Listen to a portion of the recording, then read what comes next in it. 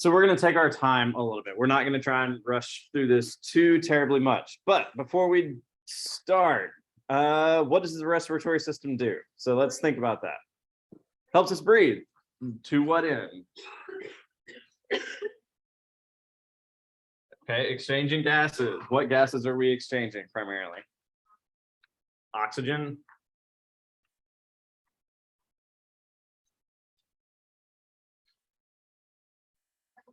Carbon dioxide. Right, perfect.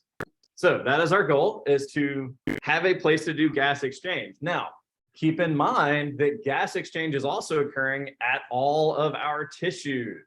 However, the respiratory system is where we're trying to get what in primarily? Oxygen. All right, so we are trying to get oxygen in. So let's think about what this is going to entail, okay? All right, so for the actual site of gas exchange, what are we going to need to have happen? Or what are we going to need in order to have gas exchange occur? For us to get some CO2 rich air out and bring in some oxygen rich air. So in order for us to have that, so we can get oxygen into the blood and CO2 out of the blood, what are we going to need?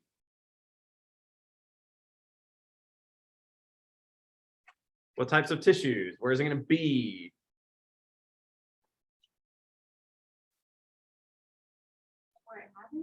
Where it happens. Okay, in the lungs. But what about the lungs? Is like, because all of the lungs are not created equal. So what are we going to, like, just like in our tissues, do we exchange, like, does blood go directly, like, do you get oxygen out of your aorta into your tissues? Like, just immediately, just like, does it diffuse out of that aortic arch? No. So what do we have to get it to in order to have that happen? Capillaries. Okay, so we're going to need capillaries. So your lung then is going to have some specialized capillaries, right? We're going to have our pulmonary capillaries. All right. However, how fast does this process need to happen? How fast? Every breath you take. Everybody take a deep, like, everybody take just a regular breath in and a regular breath out. How fast was that? Pretty quick, about a second and a half. That is how fast we need to have gas exchange occur. That is it not? God damn it, Matt. Hold on. Computer, do what I want you to do. No, that's not.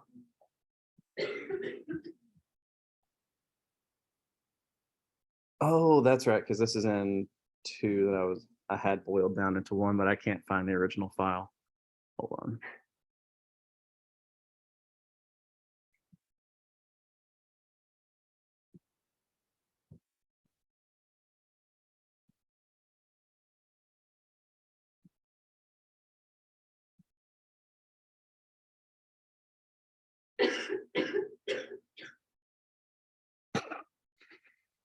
That's kind of funny. I clearly knew there was a problem whenever I was uploading PowerPoints, because it's truly just like missing right here. Did I ever go in and fix it? Nope.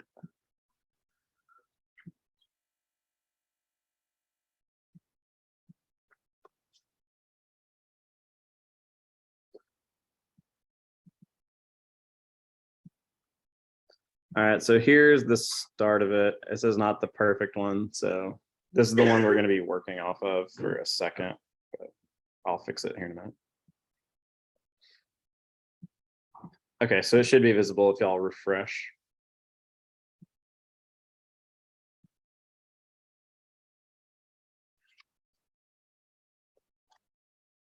All right, so we need capillaries. Now, we also need this to happen fast. So that means, do we need more capillaries or fewer capillaries? More capillaries. So if we need more capillaries, that also means we need more what? How do we shove more stuff into less space? Surface area, okay? So we aren't relying on volume, we are relying on surface area, which means we're gonna have to have something with a lot of folds or something with a lot of like convoluted bits. Okay, so in this case, we're going to call those little convoluted bits alveoli. So these little alveoli are basically going to be these little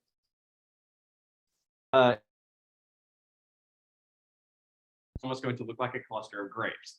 Okay, those little folds give us lots and lots of surface area. They're also going to be covered in capillaries. So now we have our surface area. However, we also need it to happen fast. So how thick do we think these alveoli are going to need to be? Do we want a bigger distance to diffuse across or a shorter distance? Shorter. So we're going to be very, very, very, very thin. So what is our thinnest tissue? What's the thinnest tissue type that we have?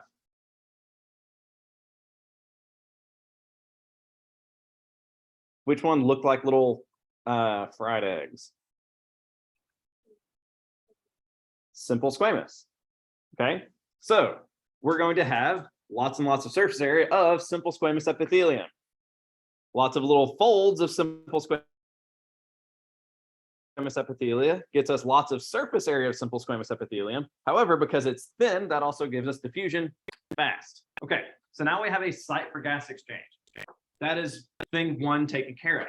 Now all we have to do is get air into it. Okay, so now that we know where we're trying to get the air to go, so we know, say that we know where Dallas is, but we need to get to Dallas. So now let's go ahead and start with being concerned with where we start this whole process. All right, so we get air in. When you breathe in, where do you breathe air in? Your nose and your mouth. Okay, so that is where air is going to come in. Now, most of our air is going to come in from which of those? Where do we tend to do most of our breathing? Your nose. Now you breathe in mostly through your nose because your nose is much better than mouth is. Not because it's rude and because you don't want to be called a mouth breather, but it's specifically because your nose is better at breathing. Okay, so we breathe in, we're going to route the air in through our nose. Now, say you walk outside for the first time in the spring and the trees are beautiful, they're covered in flowers, and there's all those little yellow things sticking off of all of the pine trees and stuff out here. Flowers are starting to bloom, but your car is covered in green junk, pollen. Do you tend to want to breathe in a whole lot when you're out there breathing in pollen? What happens? You sneeze and you get congested, which means we have to have a way to catch all of that stuff. Okay. Now, pollen isn't actually all that bad for you. Okay. The reason it gets everything clogged is because there's a lot of it, and your body does react to it as though it is an invader, even though it is not. Your body just kind of treats it like it is. So that means we also have to have stuff in here that's going to make it sticky. So in your nasal cavity, we're also going to have what? Something to make it sticky. So what's going to make your nasal cavity sticky? Mucus. Okay, so all of these cavities are going to be lined with mucus. Why? Do you want pollen, or say some of the possible bad stuff that could be mixed in with the pollen or just in the air around us? Do you want that stuff ending up in those really, really thin alveolar linings? Probably not. If you get an infection in your lungs, we tend to call that, oh my goodness, pneumonia. The name eluded me for just a moment. Okay, that's bad. Okay, so we don't want that, right? So we want to keep that from happening. So we want to catch it. So we're going to have all of these tissues are going to be covered in mucus. Now, we also have something else in here. Say you wanted to go for a jog. Not that you want to, but say I told you you had to go out for a jog and you started running. Are you better off, or like what happens if you start breathing through your mouth? What happens to your breathing? Is it better or worse to breathe in through your mouth when you're running? It's worse. You don't get more air in. It's not any more direct. But what makes it worse? What does your mouth start to feel like when that happens? Feels dry. Why does your mouth start to feel dry?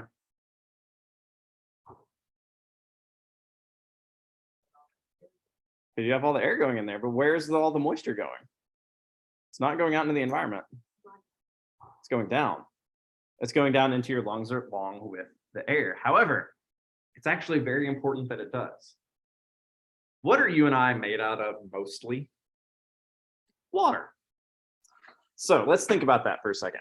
We are mostly made out of water, which means your lungs and all those capillaries and things like that are also going to contain lots and lots and lots of water. So say you just take a whole bunch of air and you squirt perfectly dry air from the outside environment into the alveoli of your lungs. What is that air going to do to the alveoli of your lungs? It's going to do the same lungs that it did to your mouth, just dry it out. But now, if these dry out, your lungs deflate and you die. Probably not good. So what do we have to do to that air if we don't want it to dry out the alveolar sacs of our lungs and dry out all of our tissues? What do we need it to do? Do we need to get water into it? Yes. So we have to now get water into the air. The reason that it is better to breathe in through your nose and not through your mouth is because your nose has some ways of getting water or moisture into the air that you are breathing in, so that that air that you're pulling in does not dehydrate our lungs. So we have to have lots of places to catch stuff that's coming in and moisturize and warm the air that is coming into our body. So catch stuff out of it as well as moisturize it and warm it up, which means we're going to need more surface area. Okay, that's because if we have a bunch of surface air, that means we can impart more moisture into the air as we are moving through, because more air will be touching more surface, right? So thus it'll be easier to donate additional moisture to it. Also, additional surface area means we have more places for all that pollen and all that junk to get caught. So we're going to call these little things that give us surface area in our nose, we're going to call these nasal conchae. Okay, so we're going to have these little ridges and stuff like that. Well, then your air comes in. All right, so now we have air into the head, basically. We now have air in our nasal cavity, we have air in our oral cavity. So then it's going to start, and it's going to enter kind of our air tube, or the combined air and food tube, which is the pharynx. Okay, so we have the nasopharynx, the oropharynx, and the laryngopharynx down here. But then we need to shunt that air down to our lungs and not into our stomach. So that means we need a way of making sure that the air goes where we want it to go, because we don't want, say, the rice that we are eating for lunch to end up in our lungs, but we also don't want all the air that we are breathing in to end up in our stomach. Okay. So we have to have a way of diverting the air. That diversion is going to be what we call the epiglottis. We're going to talk about that in a minute. And then we get into the trachea. Okay, the trachea then will branch into primary and secondary bronchi, which continue branching into bronchioles, and then finally down into the alveoli. Okay, so that is kind of how things are organized. Now, let's go ahead and then talk about some of the epithelial tissues along the way. Now, like I said, everything is going to be covered in mucosa. That's because the mucosa is incredibly important in protecting us from infection. Because what is associated with our mucosa? Mucosa associated what? From last time? Maybe time before last? Lymph. Mucosa associated lymph tissue. And what is in lymph tissue? Structures associated with what system? Our lymphatic system, but our lymphatic system is basically kind of part A of our immune system, right? Our immune system lives here. Makes sense since our immune system lives here, right? Because we are talking about something with a direct connection to the outside environment. And is the outside good for you or bad for you? Bad for you. We just assume that if it is in part of the outside environment, that it is bad, period. At least that's what your body assumes, okay? That pollen thing, can it make you sick? Nope. But does your body treat it as though it can? Yep, sure does. Most of the bacteria in the world, do they make us sick? Nope. But does your body care? Also, nope. It just assumes that it will be trying to kill you, so it tries to kill it first, okay? So our mucus then is a way of us capturing that to keep it from moving down the chain, okay? Now, that means we also have places, little goblet cells, which kind of secrete the mucus and stuff like that. We still have our basement membranes. We're still going to have lots and lots then of columnar epithelia down the way. Now, as we move down, though, as we move down the respiratory tract, things are going to get thinner and thinner and thinner. Why do you think that might be? where do you think it's most likely that you are going to interact with a potential invader? On the outside or on the inside? On the outside. So that means we need bigger barriers, thicker barriers, more protection, the closer to the outside we are. The further down we go, the less likelihood that there has been that one of those things has been able to move all that way without getting caught in some mucus, or without sticking to some sort of surface, okay?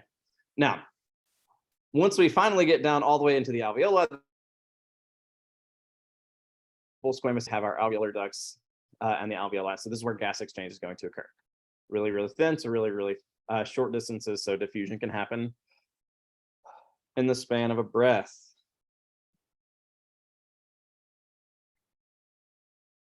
All right, so now let's go ahead and talk about the upper respiratory tract. So this is where we're going to have kind of our nose, okay?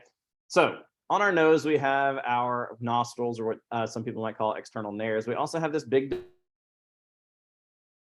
divider, your nasal. Okay, so this is not just that little bit in between your nostrils on the bottom, but it actually extends up in between your left and right nasal cavities in your nose. Now, this is actually important. This is because we're going to have different routes, or actually not different routes. They have the same route, but it's just mirrored on the left and right sides. However, keeping them separate means that we can also say if we inhale something bad, occur on the left. Okay, so this is kind of a way of keeping everything both divided so that we can continue keeping everything as kind of compartmentalized as much as we can. But also this gives us a big divider, so we have even additional surface area. Okay, so you breathe in, you're going to route your air over these little ridges, which, like I said, we're going to call the nasal conchae. We have a superior, middle, and inferior. Superior is kind of right here. Can't really see very well. Okay, now we call this region the nasal cavity. Just at the back of the nasal cavity, so behind those nasal conchae, we're going to enter the pharynx. So the pharynx is basically the tube right here that is going to go down before the split of the trachea and esophagus. Okay, so the nasal portion is going to be called the nasal cavity. It's going to go down to about the top of the uvula, at which point it will become the oropharynx. Oro meaning mouth. Okay, so the oropharynx, and then finally below the mouth, so kind of towards the top of our epiglottis, we're going to call this the laryngopharynx. Okay. Now, all of these things are going to be held in place using cartilages.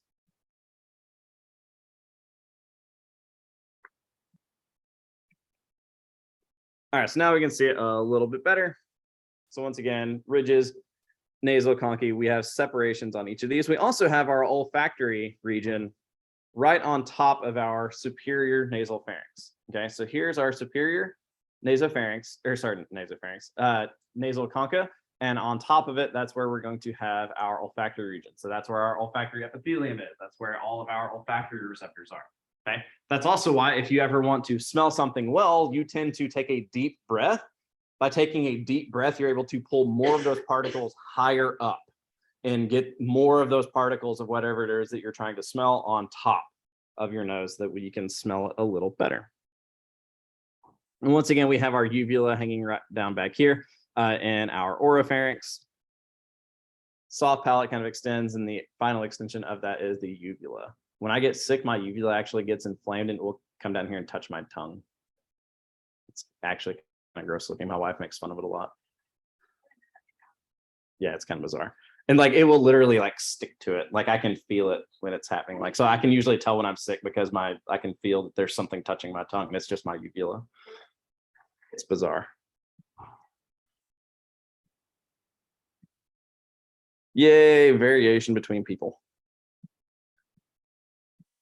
All right, now also associated with these are going to be our paranasal sinuses. Now remember that our paranasal sinuses are these other little gaps in the bones of our skull. These little gaps, so these are holes in the bone that are also lined with epithelial tissues. However, if we get something in them, but we have, say, like an infection or something like that, and we clog its pathway, which drains back into the nasal cavity, it's going to then fill with fluid. It's going to get inflamed. It's going to start putting pressure on those bones. That's what you tend to call a nasal headache, okay? Or why it sucks so much to have a sinus infection is because of all the pressure that they can place on the insides of those bones. There's nowhere for them to go. So that's why that pressure and stuff tends to cause a lot of pain. So remember, we have one in the maxillary region. So kind of that's a hole in the maxilla. We also have ones in the ethmoid and the sphenoid. And then we've also got our frontal sinus as well. But if you look in this picture, you can see all of the little ducts here. And that's actually the passageways that they're going to use to drain into the pharynx and thus let us be able to swallow all of those fluids. But this is also kind of what gives our voice resonance and stuff like that. So this is actually where we can resonate some of that sound.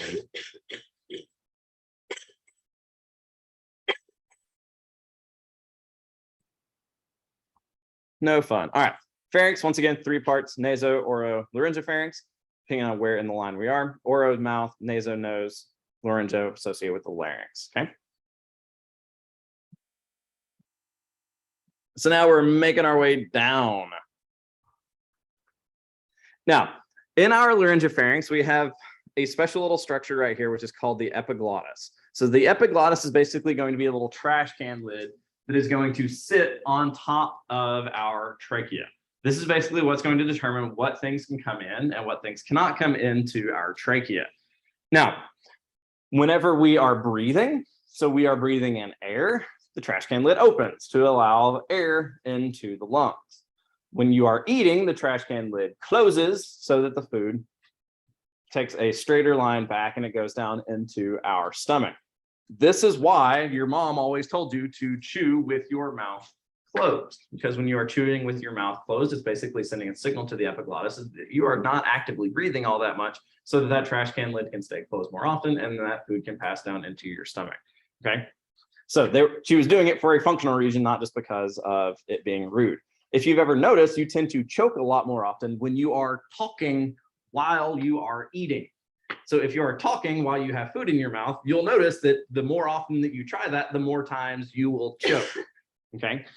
This is also one of the things that can happen, or one of the other things that can happen to confuse this, is if you are eating something with a whole bunch of like small particles that you're eating too fast. So like me, anytime I eat rice, I am going to breathe in a couple bits of those pieces of rice every single time, because I eat too fast. I don't chew my food enough.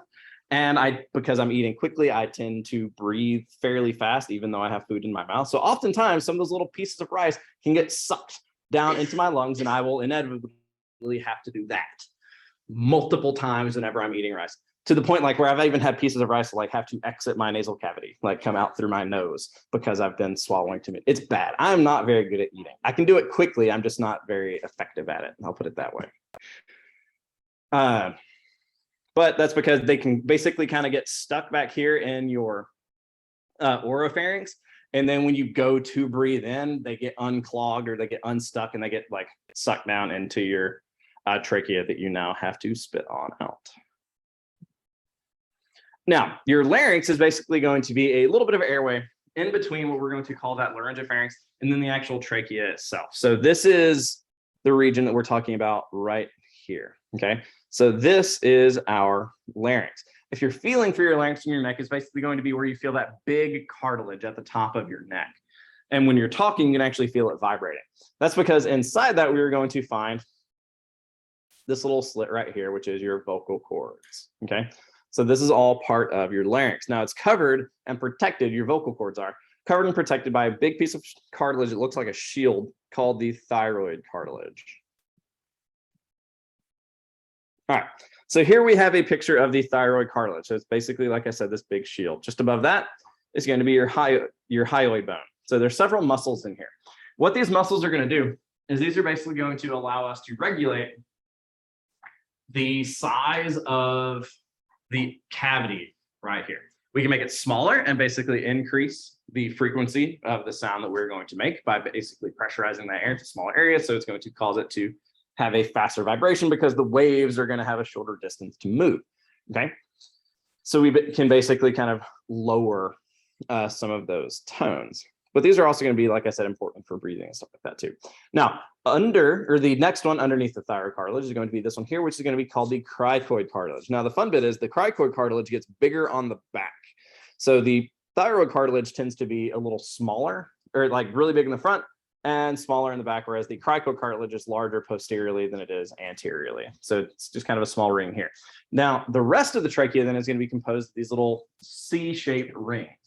Now, why do you think that our trachea is going to need rings, or why do you think our larynx is going to be composed of cartilage? What do you think making it out of cartilage and not just, say, epithelial tissue or muscle tissue does?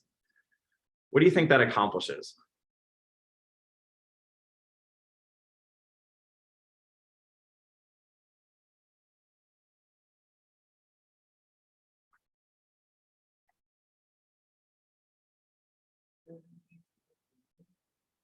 It does need to be able to move. Parts of it will need to be able to move, and it's going to be a lot harder to do that with muscle. That's true.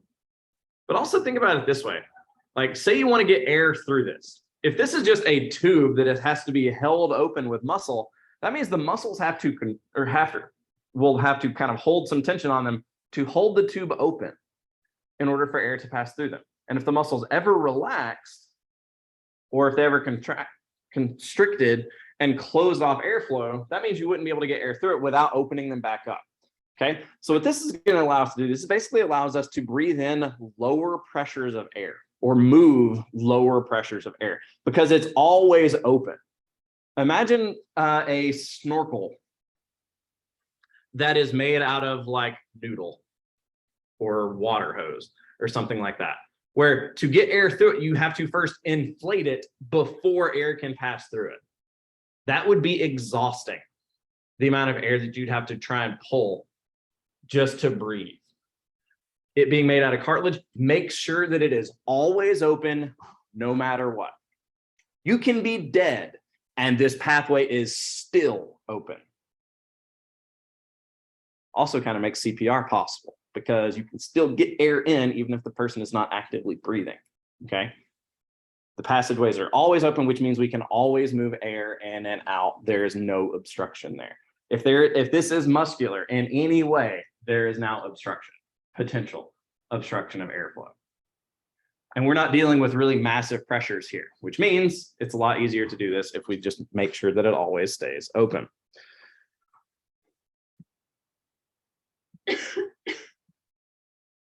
Now, here we have our vocal cords, okay? However, this is not a view that you will ever have of vocal cords. Let's go ahead and look at it with tissue on them. Here we go. All right, so here we have our vocal cords. This is basically the view that you would get if you were ever using like a laryngoscope and you were trying to, say, intubate a patient. You would actually see these little white lines, okay? The white lines are what we're going to call our vocal folds. The space in between them is what we call the rima glottitis, okay? All right, so the space in between them is the rima, and the actual white bits of cartilage here are the actual vocal folds. Now, the vestibular folds are basically going to be these little muscular folds on either side of that little bit of cartilage. Now, we can, using our skeletal muscles, open and close these, okay? We open them in order to make it easier to get air to pass through them when, say, we are breathing, but we can also close them whenever we want to talk, because how much air we allow through them is also going to regulate how much vibration they're going to allow, which is actually how we regulate vocal tone. So if I wanted to talk in a deeper voice, all I'm doing is opening those vocal folds and making sure that they can move a larger distance, so you have a lower frequency. Whereas if you talk with a higher frequency, this means that you're actually constricting the airflow more, so you're having less ability of these things to move, so you get a higher pitch. Okay, so regulating those is actually going to be regulating these little vocal folds. That's why they're called the vocal folds. Okay, now your epiglottis, remember, is that trash can lid, so it's basically going to be sitting right here, and this is all happening right here at the base of your tongue. So the base of the tongue, so the very, very bottom and base of the tongue is going to be here. Then you're going to run into that little trash can lid, and then you're going to see the vocal folds. Now, we also have cartilages underneath that, but notice these are being labeled as cartilages here, but they are pink. Why do you think they're pink? So why do you think all of these tissues here are pink in this view and not in this view? What is going to be covering them? Muscle and epithelial tissue. Okay, so muscles and epithelial tissues are going to be covering these. That's why they are kind of smooth and rounded and things like that, rather than looking more sharp, like the cartilages would have had you suggest. Okay, that's because these are all going to be covered in epithelial tissues and many of them in muscles, so that we can regulate them, so that we can move them around. Does the epiglottis move down? Well, Yes. Yeah, so in this case, it would move from anterior to posterior. Now, on some of the tables, we actually have some models of both the epiglottis. So here is the epiglottis. So here's our basically our little trash can lid. Hyoid bone, thyroid cartilage, cricoid cartilage here. This one in particular is fun because you can actually use this one to manipulate the openings and closings of those vocal folds. So you can kind of see how the rhomboglottis and everything like that is going to change based off of tension. Okay. So essentially what would be operating this little loop right here would be muscles. Okay, this is also one of the reasons why you can get tired when you are singing and things like that. It's not just because of breathing, but also to operate, or it does take some energy to operate these little muscles. Also, this thing's kind of creepy, because you can actually see it happen in stages. Such a weird model. Creeps me out just a little bit.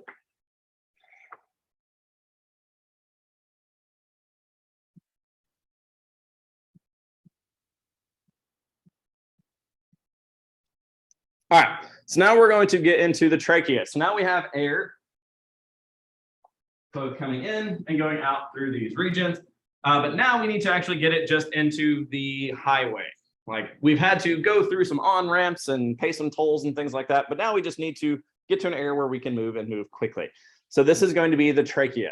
Once again, always open, and it's going to be composed of a whole bunch of C-shaped rings of cartilages. Now the cartilage here is hyaline cartilage. So it is very, very tough. A little bit springy, okay? But once again, it's going to be covered with perichondrium. So that's our first layer of connective tissue. And then finally, a second layer of connective tissue, which is our dense fibrous connective tissue, okay? So once again, covered in membranes, but they ensure that the trachea is always open. It is never, ever, ever closed. Air can always move in or out depending on pressures in the chest cavity, okay? And these are also all going to be connected to one another using what we call the annular ligaments. There's also a muscle associated with us here. All right, so here we have the throat, okay? So thyroid cartilage, cricoid cartilage, so this then is our larynx. And now below that, we have our trachea. So a bunch of C-shaped rings. So we're going to see something that'll look like this over here. Now, we do have muscles associated with these, okay? This tube back here is your esophagus. Notice that even in this picture, our esophagus is kind of closed, okay? That's because the opening for your food does not always need to be open. We actually don't want air in there. If you get air in there, this is part of what causes gas and stuff like that, burping and stuff like that.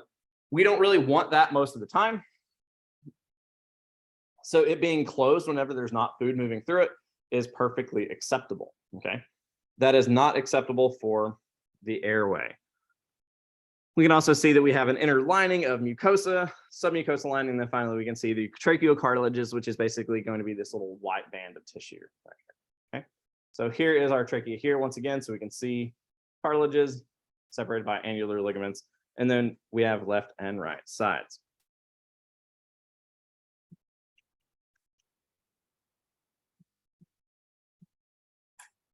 So now air is moving down towards our lungs. Now we have two lungs. We have a left lung and a right lung.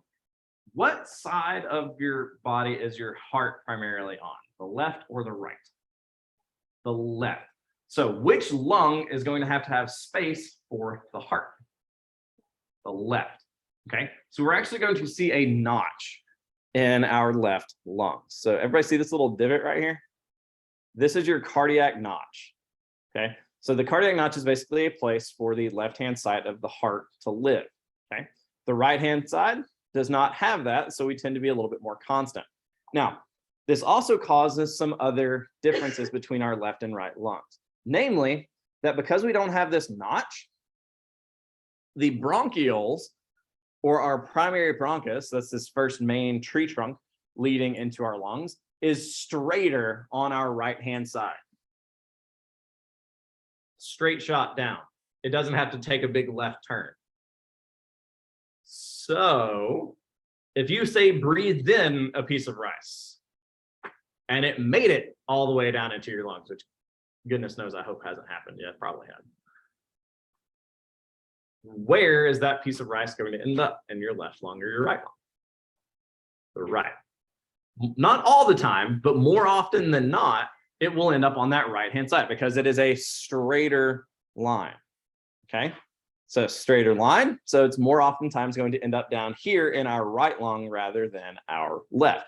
Because the left, see if it comes down here, once we get to the lungs, it's going to take a hard left turn. This one is just kind of a slow, kind of meandering right rather than a harsh 90-degree left. Okay.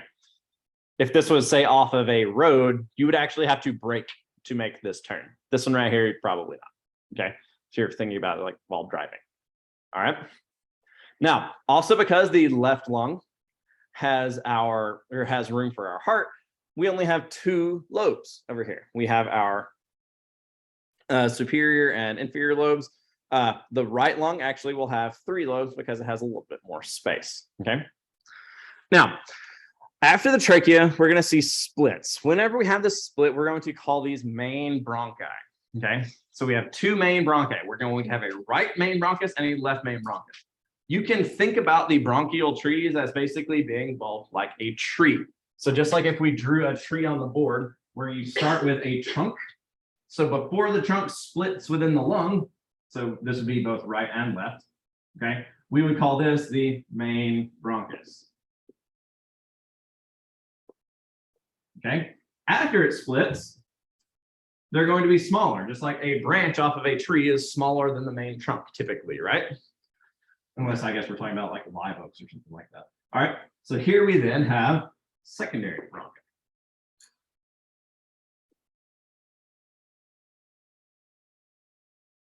Okay, so those will split. Now, importantly, in our lungs, we're going to have a secondary bronchus for each lobe. So we're really only going to have two secondary bronchi on the left. We're going to have three secondary bronchi on the right. Okay. Now, after that, we're going to go into what we're going to call the main bronchus to lobar, I guess, instead of secondary. Call it lobar.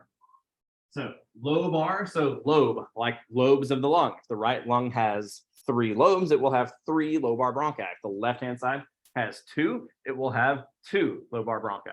Does that make sense? Okay, because they are specifically feeding the lobes. All right, then after that, we're going to enter what we're going to call the segmented bronchi. So after we have our lobar bronchi, they then branch into the segmented. And then those will finally branch again into our bronchioles. Okay. What's it called here? Smaller bronchi. Okay. So smaller bronchi and then finally into bronchioles. So it basically keeps going down. The main ones that we'll have are going to be main, lobar, and segmented. Those are going to be the first major branches. Okay. So if I pointed right here, you would say, okay, there's a split before that and a split before that. So that means it would then be segmented. So you basically count how many splits there were before the thing. Okay, so before the main bronchus, we had the trachea. Right? So trachea, and then we'd have another split over here, which would be the other main bronchus. So trachea splits into our main bronchi, a main bronchus splits into lobar bronchi split into segmented bronchi. That's basically going to be our bronchial trees. Now, each time we are getting smaller and smaller and smaller, just like branches on a tree get smaller and smaller and smaller, right? Because we don't need all of the air that was moving through the trachea to be able to filter down into a segmented bronchus. That just doesn't make any sense. Like we don't need all that much air. The whole idea here is that we can route all of that air into as many alveoli as we possibly can. We're trying to keep air in all of the lungs. Okay, so all of the alveoli we want to stay inflated. We want all of them to have fluid, or not fluid, air. So we're kind of routing smaller and smaller and smaller amounts of air. In fact, if we put as much air as the trachea can move into one of these segmented or secondary bronchioles, or all the way down to the bronchioles or into the alveoli, bad things can actually happen because we're putting basically too much pressure onto too small of a tube, and those tubes can then break. Okay, so we don't really want that. So we prevent that by, once again, splitting it out into as many things as we possibly can. Imagine this is basically very much like a tree. Trees have a whole bunch of branches so that they can have more leaves. More leaves means that they can get more sunlight and thus make more sugars, right? That's the whole point. But by having leaves on spread out branches, they can cover a larger surface area with those leaves. Just like having more branches here lets us have more surface area that we can cover with more alveoli. Does that make sense? Think about these very, very much like they are squishy little air-filled trees. So what would happen to your branches that you had a lobe? So if you remove a lobe, essentially you would have to close off one of these lobar bronchi. So whenever one of them gets removed, you would basically have to kind of fuse one of these so that the air, you don't try pushing air where air cannot go. But yeah, so if you do remove a lobe of a lung, you basically have to make sure that you cut off airflow that would go through that particular lobar bronchus. Just that way that air gets routed to somewhere where it's useful. But yes, you can remove some of these lobes, not all of them. But these do give us a little bit of redundancy.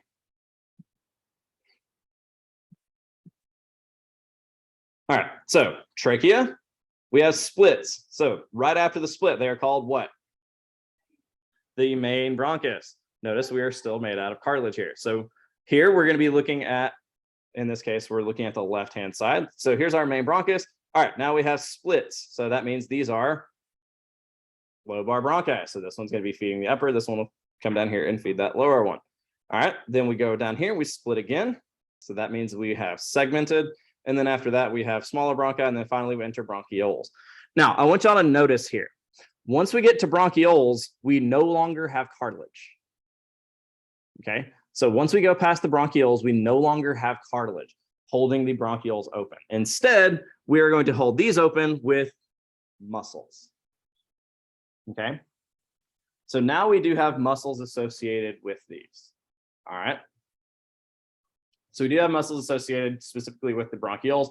And the reason we have muscles associated with the bronchioles is so that we can close off or pressurize, close off or open them a little bit to adjust the amount of air that is moving into the terminal bronchioles, which lead to the actual alveoli of themselves, or alveoli, okay? This way we can, like I said, adjust these. This is gonna be important if, say, you are running and you need to get more air in. Just ordinary breathing, sitting here in the desk, you actually don't need all that much air. So some of these are going to be closed off a little bit, just because we don't really need it to happen. And also you're not getting as much air in as you possibly can. So these things don't need to stay open. Basically, we're routing stuff to where we can be efficient in the places where we route it, but we don't have to route air through all of them. However, say you wanted to start running. Well, what happens if you start running? Do you breathe in or do you pull in more air or less air? More. So you start breathing in more air. Well, that means we're actually going to bronchodilate these, open these things up, get as much air into as many of these things as we possibly can so that we can get additional oxygen into the system because you have additional oxygen needs. So this is one of those ways that we can further increase how much oxygen we're getting into the blood, okay? So we can open it up to get more air into more alveoli and thus increase oxygen load that way. So now if you think about it in terms of blood, whenever you go to run, you dilate blood vessels in your muscles, right? So you're moving more oxygen into the tissues that way. Your heart speeds up, so it starts beating faster. Every beat is moving the same amount of blood as before, but now your heart's doing it more often. So if you increase heart rate by 10%, that means you're getting 10% more blood to the tissues just immediately, right?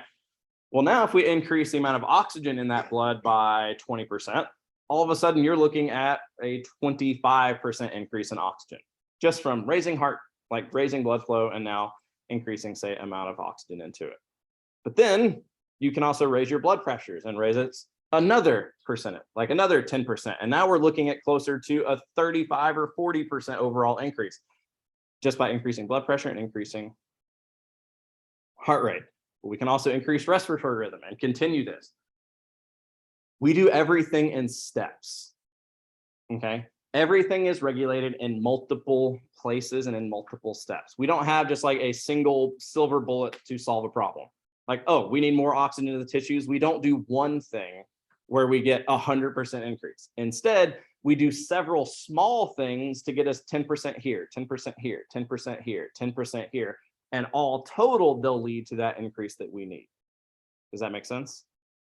So don't ever think about really anything in the world as being, oh, here's this problem that we can solve it with a single thing.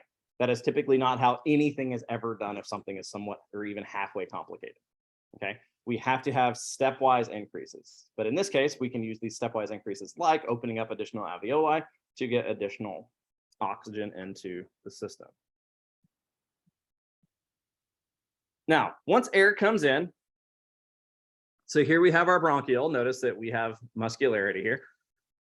These will typically be associated with pulmonary arteries. Notice pulmonary arteries are blue because we have deoxygenated blood flowing into these. We route the air down. We're going to route the air into our alveoli.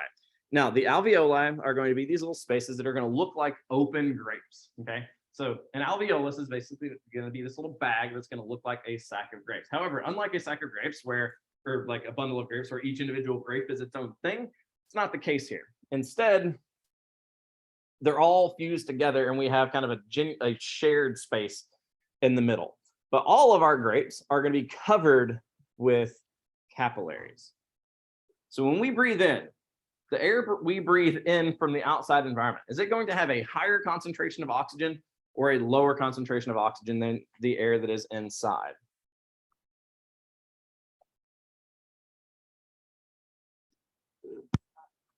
The air that we are breathing in from the outside environment will have a higher oxygen load than the air from the outside environment. Why are you not charging?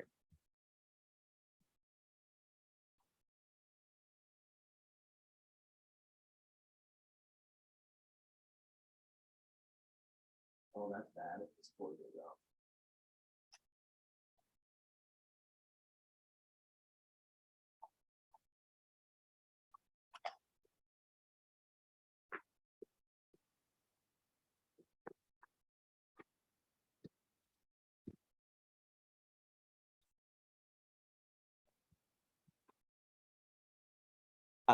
I've had my computer plugged in this whole time and I assumed it was charging. It's like flashing at me. Low battery, will shut down. So, oh, that's not good. All right. So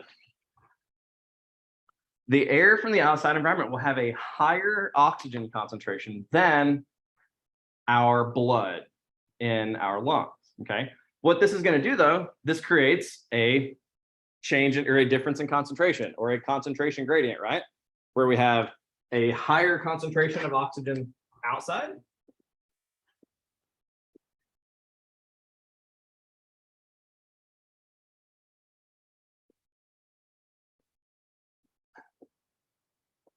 We have a low concentration of oxygen inside the blood or on particularly hemoglobin.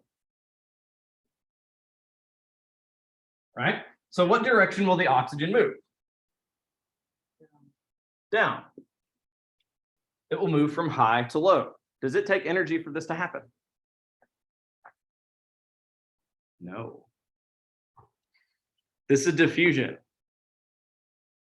which means oxygen can enter our tissues for free. Do we have to have proteins in our membranes to allow oxygen across the membrane? All right, so let's think about our membranes now. Your cell membranes, remember, are what we call phospholipid bilayers, where we have a phosphate head, which is polar. Then we have phosphate or lipid tails, which are non-polar, right? And then they basically position themselves. Actually, not even squiggle. It's just come on, Matt.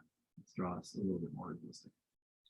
Okay, so they look like this, where we have a really small region, which is polar, and a huge region in the middle, which is non-polar.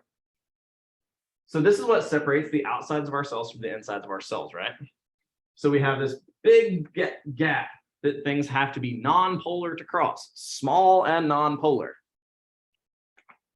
Oxygen is small and nonpolar. Not only can we diffuse for free, we can diffuse across the membrane without even having a pathway or specific pathway to go. This just happens. Completely free of charge. The same thing is also true of carbon dioxide. Carbon dioxide is also small and nonpolar. It can also just cross the membranes all on its own, completely for free. Now, for oxygen, it is higher outside whenever we bring air in from the outside, and it is lower in our blood. CO2, these things tend to be flipped. The CO2 concentration in the air around us right now is less than 1%. In our blood, it may actually be higher than that, or it will be higher than whatever the outside environment is, okay? Which means this will pull CO2 from the blood and pull it into the now air in our alveoli. We're going to have exchange here. So for every bit of air that comes out, we have to have an equivalent amount of air that's basically coming in. Because when you breathe in, you breathe out just as much air, just as much volume of air, okay? Now, it's also important here that we understand that we have other stuff in the air that we are breathing. Anyone know what the concentrations of air are, like the air that you're breathing is? All right, so the biggest one is that it is 79:21 nitrogen to oxygen. The vast majority of the air that you are breathing in is nitrogen and has nothing in it. We don't do anything with it. We can't use it, okay?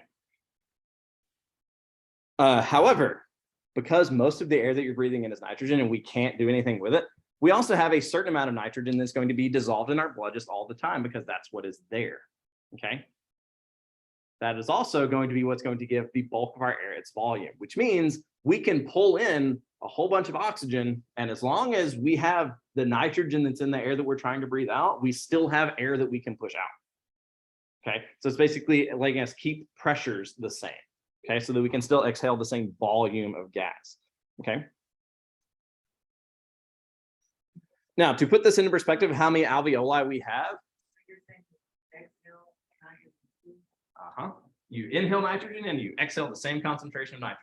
So that way we can keep pressures the same, so that when your muscles press on your lungs to try and push some of that air out, that there is still something to push against, okay? We're also not moving all of the oxygen from the outside. Because we are relying on a concentration gradient, what are we trying to do? Like, so say you put a drop of food coloring into a jar. What happens? What does the water, or what does the food coloring do in relation to the water in the jar?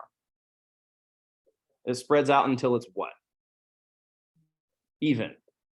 We are looking for equilibrium, which means at best, we could only ever move half.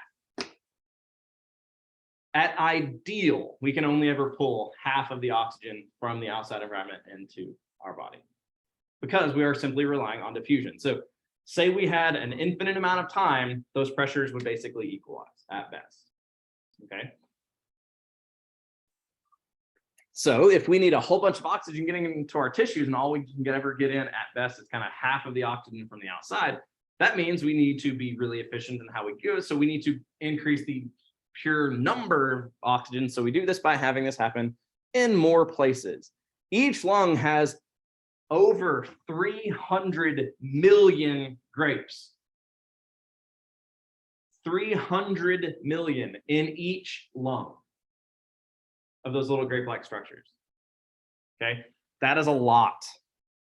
Okay, that is a lot. And each one of these is surrounded by this many capillaries.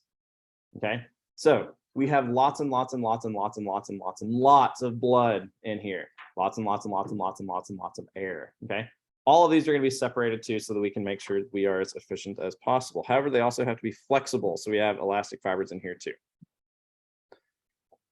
Now, something else is going to be happening when we are breathing as well.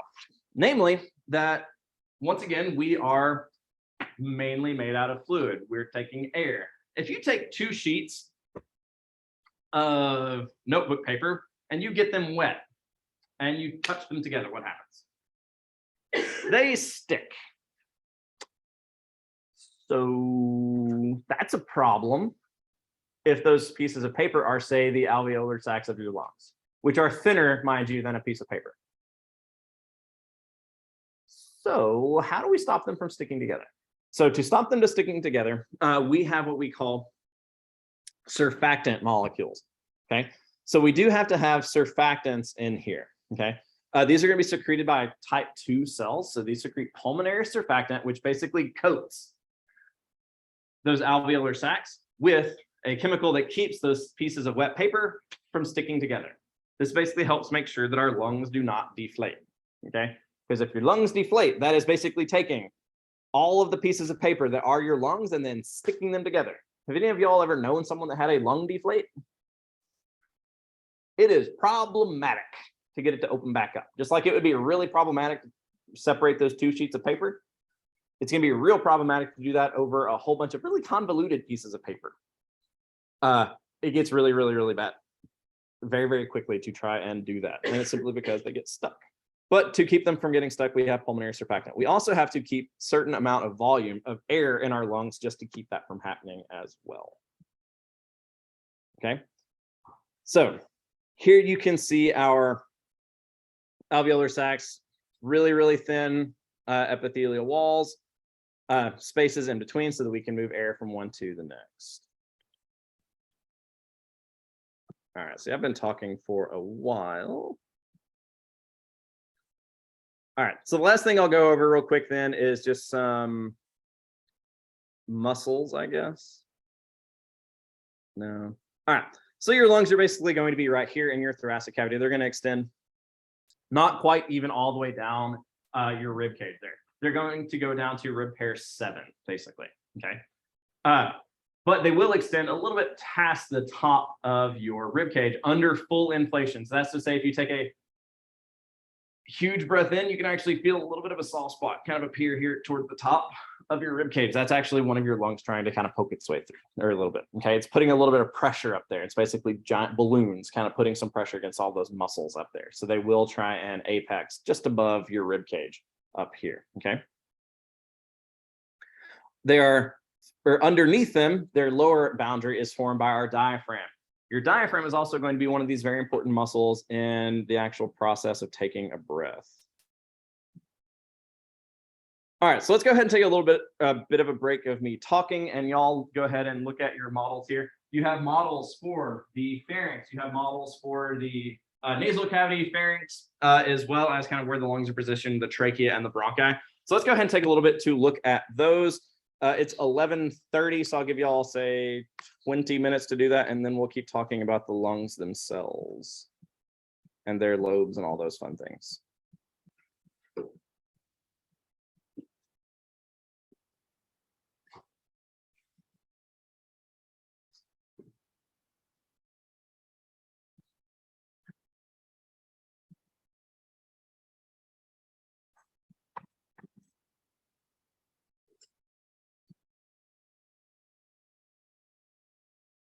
Then we'll take a little bit of a break. We'll talk about the lungs and we'll talk about the mechanism of breathing. And then next time when y'all come in, I will make y'all run some laps so you can see what happens to respiratory rhythm. We're also going to do some breathing exercises so that we can kind of look at volumes and stuff like that. And we'll be able to figure out if any of y'all smoke. What if someone's got asthma? We'll be able to figure that out too, because smoking and asthma will actually lead to different changes in some of these lung volumes. We'll see that too. I'm not going to make everybody run, but the main thing is that you can see that, oh, look, when you start running, your respiratory rate increases along with your heart rate. Like a horse, like an old horse. Hey, no, we're not sprinting.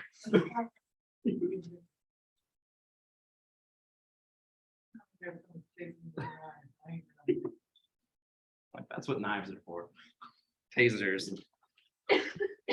Avoiding of running.